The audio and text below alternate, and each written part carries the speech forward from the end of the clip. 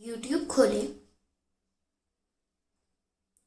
हमारा channel जस्टेड craft AA search करें,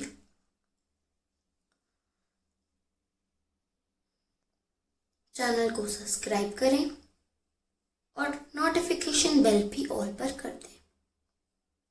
video अच्छी लगी हो तो लाइक करें, कमेंट करें और शेयर भी करें।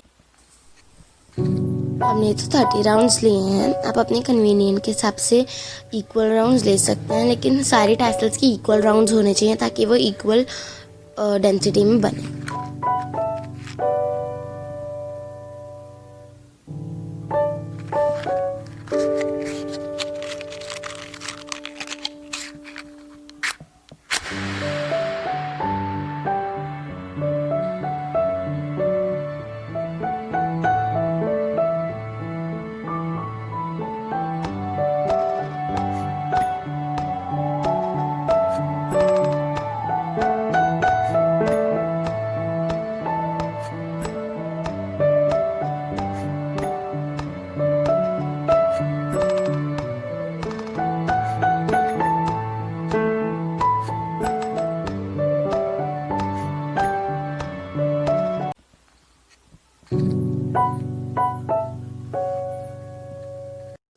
यहाँ पे हमने जो ली है ये एक नॉर्मल स्टिक थी हमारे पास।